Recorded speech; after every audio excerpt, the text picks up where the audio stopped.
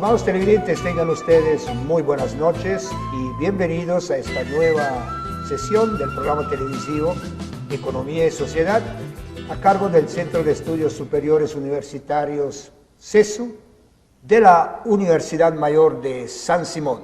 En esta oportunidad me es muy grato contar con la presencia de la magíster Rosario González Torrico. Ella ha estado varias veces en el programa y de nuevo está con nosotros.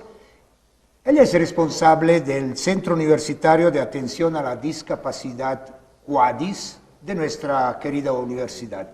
Rosario, de verdad muy contento de contar contigo. Bienvenida. Muchísimas gracias, Silvano. Bueno, me es grato también participar en tu programa y bueno, gracias por la invitación. Para mí siempre va a ser mucho gusto, de tener que participar de este programa tan importante que llevas adelante. En una situación de extrema emergencia como la tenemos en estos momentos debido a la cuestión sanitaria, es justo el momento en que una sociedad demuestra su madurez en la capacidad de dar respuestas inmediatas a las necesidades que van surgiendo. ¿Hasta qué punto nuestra sociedad promueve, favorece una vida en comunidad, protegiendo a los más vulnerables? Sigue siendo una incógnita, o quizás, mejor dicho, un reto. De momentos de inmensa humanidad, con hechos palpables, pasamos a conductas irreverentes que hasta hacen perder la esperanza en una sociedad mejor. Pero bueno, para un poco entrar en el argumento, quizás, Rosario, vale la pena recordar qué es el CUADIS y qué actividades realiza. Bueno, el CUADIS es el Centro Universitario de Atención a la Discapacidad, que pertenece obviamente a la Universidad Mayor de San Simón. El CUADIS tiene un objetivo fundamental, que es el velar por la educación inclusiva de un sector muy importante que ha sido vulnerado durante la historia de sus derechos, fundamentalmente de la educación. Estamos hablando del derecho o de la población con discapacidad. La Universidad Mayor de San Simón, más o menos en el año 2011, es donde, empieza a pensar que como universidad nosotros debemos responder a esta población que históricamente fue excluida. Entonces, una estrategia justamente fue que en este año, en el 2011, la universidad se puso las pilas como un referente a nivel nacional y logró instalar un centro universitario que atienda a esta población con discapacidad. Sin embargo, esto tiene una historia de un poquito más antes, que en el 2009, en el Congreso Nacional de Universidades que se llevó a cabo en Oruro, un estudiante con discapacidad logró expresar en este congreso que las dificultades que estaban atravesando como población estudiantil con discapacidad. Una población que había vivido momentos muy fuertes de discriminación y exclusión, y este universitario, que se llama David Rodríguez, hizo presencia y obviamente tuvo el apoyo de las diferentes universidades, con lo que lograron aprobar la resolución 09-2009 con dos artículos fundamentales. Uno, que todas las universidades del sistema público tienen que tener un centro universitario. Y el segundo artículo es la admisión directa de estudiantes con discapacidad a la universidad pública, y también aborda parte de la universidad privada. Entonces, en base a esto, la San Simón toma responsabilidad social con esta población, y el 2011 justamente es que se logra empezar con un proyecto financiado con fondos IDH y logramos instalar esta primera unidad de discapacidad de la San Simón. Obviamente, después de esto, pasado el año, porque este financiamiento duraba un año, pasado este momento hubo un vacío, no hubo actividades, se terminó el proyecto y recién retomamos más o menos a finales del 2015, 2014, nuevamente con el funcionamiento de este centro. Entonces, a partir del 2015, nosotros estamos llevando muy fuertemente este proceso de inclusión de las personas con discapacidad, siendo que hasta el momento hemos logrado pasar las 150 personas con discapacidad en diferentes carreras. Muy bien, estamos enfrentando lo que yo llamo el pandemonio, la pandemia del demonio, con la llegada a Bolivia también del coronavirus y todo el impacto que ha generado en nuestra sociedad, en nuestras regiones.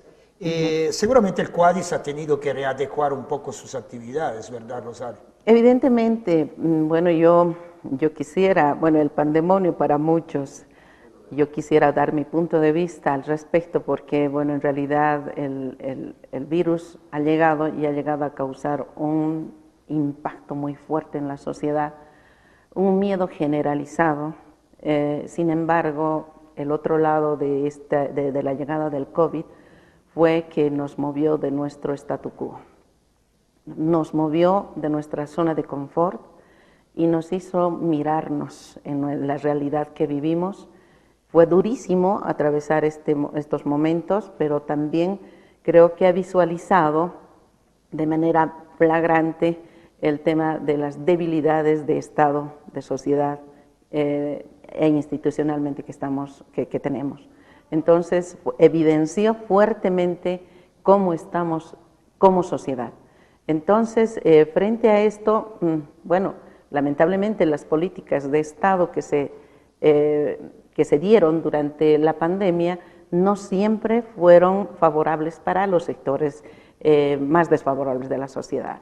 Entonces se generaron políticas de manera general sin realizar esta priorización por poblaciones altamente vulnerables y obviamente ellos fueron quienes salieron más dañados en toda esta situación. Entonces, frente a lo que tú me preguntas, si nosotros hemos realizado algunas modificaciones, evidentemente nosotros hemos readecuado nuestra forma de trabajo porque antes trabajábamos de manera presencial cara a cara con las personas, llegábamos a las facultades haciendo diferentes eventos, concientizando, sensibilizando sobre el tema de la inclusión de las personas con discapacidad.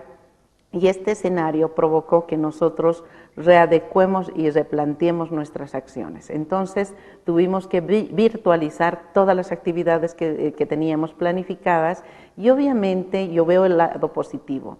Si antes nosotros podíamos llegar presencialmente a 100, 150 personas y bueno, tuvimos eventos que abordamos y llegamos hasta 500 personas, pero la virtualización nos ha permitido crecer mucho más porque hemos logrado cubrir el territorio nacional y satisfactoriamente hemos logrado llegar a Latinoamérica y a otros países que están fuera de Centroamérica. Entonces, el impacto que ha tenido la San Simón con el COVID, bueno, yo veo el lado positivo, que fue muy gratificante para la San Simón y obviamente, nuevamente, la San Simón mostró el compromiso que tiene con la lucha con los sectores desfavorecidos como es la discapacidad, prevaleciendo bastante el tema de la educación inclusiva.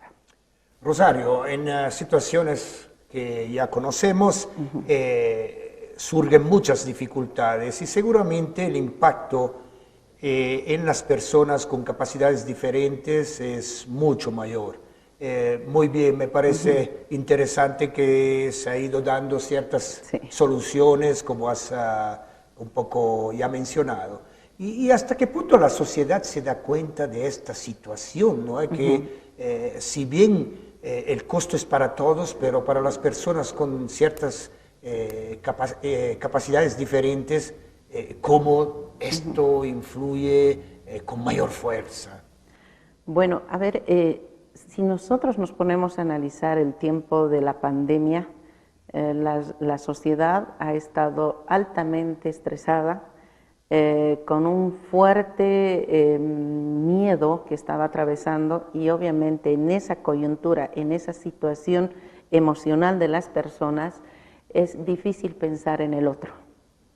Hemos vivido momentos en que uno empieza en el autocuidado y la autoprotección y se olvidó de los demás. Entonces, creo que este tiempo nos ha mostrado también la cara de la poca sensibilidad de las personas y bueno, algunos otros sectores, evidentemente ya cuando iba bajando la tensión del miedo y el estrés, obviamente han podido demostrar la solidaridad con poblaciones que obviamente necesitaban mucho más que otras, ¿no? Entonces, por el momento, por ejemplo, nosotros como unidad tuvimos que esperar para trabajar con la admisión directa, que eso es un trabajo muy, muy directo con ellos. Tuvimos que esperar a que baje un poco la tensión de la pandemia para que podamos nuevamente empezar con nuestros trabajos casi regulares. ¿Y cómo podemos un poco analizar y quizás reflexionar alrededor de la reacción de las autoridades gubernamentales en un nivel central, en un nivel gubernamental, departamental, en un nivel municipal, específicamente de atención a ciertas prioridades para las personas con capacidades diferentes? Bueno, lo que pasa, yo veo un tremendo problema, y esto obviamente tiene que ver bastante con el tema político. Cambian autoridades y cambiamos personal en todas las instituciones, ¿no? Entonces, esto perjudica a las poblaciones en general, a la población en general. Esto sale en desventaja niños, mujeres, personas con discapacidad, porque si bien un personal se fue capacitando en la forma de atención, de plantear políticas, etcétera, con las poblaciones más vulnerables, al cambio de ellos entran otras personas y estas otras personas no saben de esas políticas o a veces no saben cómo tratar con las poblaciones vulnerables, en este caso la discapacidad. Y esto fue lo que ocurrió con las autoridades que fueron cambiando coyunturalmente en este tiempo de la pandemia. Algunas instituciones quedaron sin autoridades, pero lo que ocurrió es de que muchos de ellos no sabían las políticas sobre discapacidad, no sabían la normativa sobre discapacidad. Es por eso que las políticas de Estado salieron casi todas sin ninguna diferenciación, por lo que, por ejemplo, salió un bono universal de 500 bolivianos, donde también la persona con discapacidad podía cobrar, pero el gran problema fue que no pudimos diferenciar en las instituciones porque todos tenían que hacer la misma fila, todos tenían que madrugar, y ellos que tienen problemas obviamente físicos, muchos de ellos visuales, etcétera, no podían estar en esas mismas condiciones con los otros. Entonces no hubo esas políticas de prioridad por estas poblaciones con discapacidad. Entonces creo que fue una gran desventaja que no supieron diferenciar, y obviamente yo lo atribuyo a que al cambio de personal, de autoridades, desconocen, y lo primero que tendrían que hacer las instituciones es capacitar. Y yendo un poquito a la anterior pregunta que tú hacías sobre o sea, cómo podríamos nosotros abordar esto, entonces, cómo la universidad está respondiendo a este escenario, es cuando la universidad está educando, está fortaleciendo su conciencia de las personas y de las instituciones, porque la universidad no trabaja sola, trabaja en compañía o en relación con otras instituciones del medio cochabambino, y por eso hemos logrado responder a la coyuntura apoyando nuevamente desde la San Simón a las poblaciones en general. Nosotros tuvimos varios eventos virtuales donde pudimos capacitar a los SLIMs, CDGs, al CEDES. Hubieron muchas participaciones de estas instituciones que obviamente les vino muy bien porque abordamos justamente el tema de las políticas, la forma como tratar con estas personas, etcétera, etcétera. Entonces, es así como la San Simón está respondiendo en esta coyuntura del COVID también. Perfecto. Evidentemente, digamos, has tocado un aspecto que me parece interesante, ¿no? Más allá de pensar al Quadis como un departamento de paredes cerradas, también hay que estar pensando en que se tiene que aprovechar nuestra población de casi 80.000 personas, sí. San Simón, casi 80.000 personas. Si cada uno va a su casa y habla a 4 familiares, llegamos a cubrir casi 320.000 personas, claro, que es casi el 50% del cercado. Imagínense el impacto. Entonces también aprovechar esos espacios para sensibilizar a los estudiantes, a los docentes, a los administrativos, a todo el cuerpo de esta querida universidad, para que a su vez motiven la población, etcétera, etcétera, a una atención más sensible, diríamos nosotros, ¿no? Porque a veces tengo entendido que en las filas tampoco se respetaron, digamos, a los adultos mayores, tenían que hacer fila también. Todas las poblaciones vulnerables estuvieron igual tratadas, sin ninguna diferenciación. Ese es el gran problema que se atravesó durante la pandemia, ¿no? Y como tú dices, el centro universitario no es un centro que atiende exclusivamente a la población inmediata. O sea, nosotros tenemos varios niveles de atención. Partimos del atender cara a cara, personalmente, las diferentes demandas de la población con discapacidad, y lo hacemos con muchísimo agrado y mucho respeto a nuestra población con discapacidad. Asimismo, nosotros salimos a un marco mucho más general de la concienciación que deben tener nuestra población universitaria, y con eso obviamente hemos comprometido y hemos logrado cambiar muchísimo dentro de la universidad, rompiendo barreras arquitectónicas, que eso a veces es difícil de hacerlo, pero nosotros lo hicimos, hemos roto barreras arquitectónicas, estamos rompiendo barreras actitudinales, y obviamente eso no queda ahí. Entonces hemos subido mucho más el nivel y hemos logrado llegar a impactar en la sociedad, y en este momento nosotros trabajamos con más de 40 instituciones en diferentes momentos. Nosotros hemos logrado fundar redes, una red de instituciones que trabajan con la inclusión social, y la inclusión social implica la inclusión educativa también.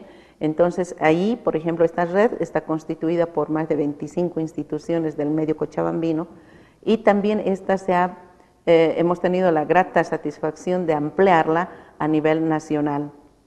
Tenemos participación de Tarija, instituciones de Tarija, como también de Sucre.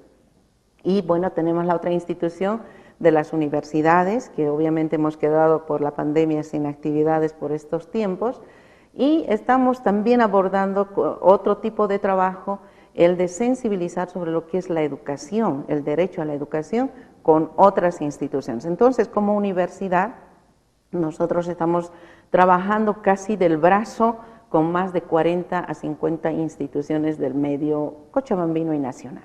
Excelente. Rosario, me he enterado que también eres muy activa en lo que significa la campaña departamental, la campaña cochabambina por el derecho a la educación. ¿Cuáles son tus percepciones al respecto pensando en la educación en tiempos de coronavirus? Bueno, tenemos que partir que la educación es un derecho que no se le puede negar a nadie. Y justo nosotros como universidad, como centro universitario, parte de la San Simón, hemos sido elegidos por segundo año consecutivo como coordinadores de esta campaña cochabambina por el derecho a la educación. Esta campaña cochabambina es dependiente de la campaña boliviana, que su sede se encuentra en La Paz, y esta sede de La Paz a su vez es dependiente de la campaña latinoamericana y la campaña mundial por el derecho a la educación. O sea, nosotros prendemos desde Cochabamba con una red internacional que tiene el objetivo fundamental de velar por una educación inclusiva, equitativa, de calidad, y una educación que sea para todos. ¿Ya? Este derecho no puede ser negado a nadie. Y obviamente como nosotros en este momento estamos a la cabeza, por segunda vez, por segundo año de esta campaña, estamos realizando una semana de acción cochabambina, porque bueno, la lógica de la campaña es trabajar una semana sostenible realizando procesos educativos, sensibilizando, analizando toda la temática que implique la defensa al derecho a la educación. Entonces, nosotros en este momento nos encontramos justamente en la cuarta jornada del análisis de la educación en el tiempo de la pandemia COVID-19. Hemos tenido en esta semana 5 actores fundamentales, 5 sectores que nos han acompañado. Hemos iniciado escuchando, porque la planificación de esta campaña justamente para este año es escucharnos. Eso es fundamental, el dialogar sobre nuestras vivencias, nuestras experiencias, y hemos empezado la planificación de esta semana escuchando a nuestros niños de primaria. Al día siguiente hemos escuchado a los jóvenes de secundaria, ayer estuvimos escuchando a los universitarios. Hoy día finalizamos la semana de la Acción por el Derecho a la Educación, escuchándoles a los padres y a los maestros y docentes de la San Simón. Entonces, frente a este panorama, han salido y han surgido muchas cosas que, bueno, nosotros a veces no nos imaginamos, pero los actores de la educación han hablado, están hablando. Y eso es importante porque, por ejemplo, entre los universitarios surgió algo que me llamó la atención y fue de humanizar la virtualización. ¿Cómo podemos humanizarnos cuando estamos aislados, estamos separados de los amigos? Y bueno, creo que tenemos que trabajar bastante en esa humanización de la virtualización, que no quede como, o sea, muy separado a través de la pantalla, sino debemos acercarnos y darnos apego, solidaridad, amistad, compañerismo a través de lo que es lo virtual. Entonces, salieron cosas muy interesantes que seguramente ya en la sistematización de toda esta información vamos a ir compartiendo en otro programa tuyo. Muy bien, además que me parece interesante ese concepto que estás lanzando, ¿no? Porque, bueno, por fin a través de la virtualización quizás vamos a aprender a valorar lo que significa el contacto con las personas, el estar juntos, porque ya estábamos tendiendo a mandar mensajes, todo por WhatsApp, todo por Messenger, y ya no tener tanto contacto con las personas, sentir al estar juntos y todo aquello. Fantástico. Has tocado también un elemento que para mí es importante. Siempre he visto como una gran potencialidad la participación de la sociedad civil dentro de los quehaceres de la educación. Entonces, aquí viene un poco la pregunta. Primero, bien que han entrevistado también a los padres de familia, además de los estudiantes, quizás, bueno, hay que completar las entrevistas con los docentes, con los profesores, pero bueno, la comunidad educativa, ¿hasta qué punto en estos momentos ha podido funcionar? En el sentido, frente a los problemas que la situación, la presencia del coronavirus ha generado dentro de las unidades educativas, pero hasta qué punto hemos sabido enfrentar el problema como comunidad, es decir, estudiantes, docentes, padres de familias, autoridades. Hemos vivido una crisis muy fuerte, seguimos viviendo la crisis educativa, eso es la expresión que traigo y que digo en este momento de los actores de la educación. Es una crisis generalizada tanto para profesores, padres, estudiantes, que han tenido que innovar estrategias para poder continuar con una formación y en algunos casos con la autoformación. Uno de los comentarios que realizaba uno de los estudiantes era de que ahora, si quieren el inicio de la virtualización de la educación, todos somos estudiantes, no hay diferencia, papás, profesores, estudiantes, todos somos estudiantes y ahí surge algo importante, la solidaridad, de quien sabe más para con los otros. Es eso como lo llamaron la humanización de la virtualización. Entonces creo que eso es importante porque debemos potencializar la humanización a través de estos elementos, el respeto, la solidaridad, el compañerismo, aunque estemos detrás de cámaras. Muchísimas gracias, Rosario. Como siempre, muy lindo tenerte en el programa. Rosario, un estímulo, a ser más humanos, a ser sensibles y solidarios hacia los más vulnerables. Pareciera que esto, en términos de economía y sociedad, es un costo, pero a mediano y largo plazo es una inversión realmente para construir una sociedad distinta, más relacional. Necesitamos construir una sociedad humana donde nos respetemos unos a otros y respetemos que somos diferentes y que, bueno, una sociedad más justa, más equitativa, sí es posible. Y creo que lo importante es empezar a concienciarnos nosotros y tener el propósito de transformar a otras personas. Como tú dices, la universidad es un puntal en esta situación de poder demostrar que podemos construir algo mejor. Muchísimas gracias, Rosario. Estimados televidentes, el día de hoy estuvimos con la magíster Rosario González Torrico. Ella es la responsable del Centro Universitario de Atención a la Discapacidad, CUADIS, de la Universidad Mayor de San Simón.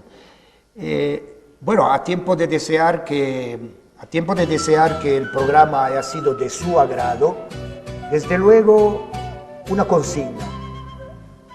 Estimado televidente, cultiva y dale espacio en tu corazón y en tu cerebro a las personas que más nos necesitan. Hagamos sociedad. Hasta la próxima oportunidad. Muy buenas noches.